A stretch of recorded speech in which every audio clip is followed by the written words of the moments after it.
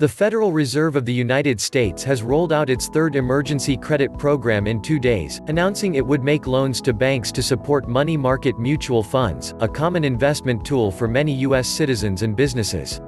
The Money Market Mutual Fund Liquidity Facility (MMLF), rolled out on Wednesday night under the Fed's emergency authority, echoes a version that was set up during the global financial crisis. The Treasury Department will provide $10 billion of credit protection.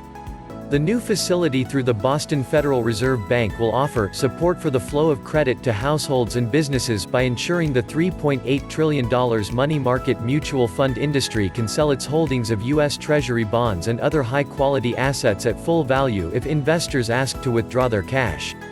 Money market funds typically comprise short-term debt instruments known as commercial papers, which pay out earnings in the form of dividends. While they are typically considered low risk, these funds have come under recent stress as investors rushed to sell off the securities for cash. These funds are also not insured like bank deposits by the Federal Deposit Insurance Corporation, and one of the darkest moments of the 2008 financial crisis occurred when the Reserve Primary Fund collapsed because of soured investments in Lehman Brothers commercial paper. Money market funds are common investment tools for families, businesses, and a range of companies, the Fed said in its statement.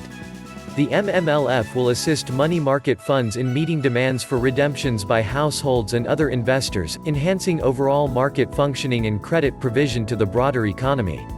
The Fed's action comes hours after the European Central Bank's late-night emergency decision to launch an extra emergency bond buying program, also known as quantitative easing, worth €750 billion $820 billion to calm markets and protect the euro area economy. At the same time as the Fed announcement, the Reserve Bank of Australia (RBA) said it was cutting its benchmark rate by a quarter percentage point to an all-time low of 0.25% in an out-of-schedule policy meeting. The RBA said the board would not tighten policy again until it achieves its employment and inflation goals. It planned to use quantitative easing measures for the first time to help blunt the economic fallout from the coronavirus pandemic. A priority for the Reserve Bank is to support jobs, incomes and businesses, so that when the health crisis recedes, the country is well placed to recover strongly, the RBA said in a post-meeting statement. It set a target for the yield on 3-year Australian government bonds of about 0.25%, which it aims to achieve by buying bonds in the secondary market beginning Friday. The RBA will also provide a 3-year funding facility to the country's banks at a fixed rate of 0.25%. Banks will be able to obtain initial funding of up to 3% of their existing outstanding credit. They will have access to additional funding if they increase lending to business, especially to small and medium-sized businesses. This facility is for at least $90 billion Australian dollars, $50.2 billion, the RBA added.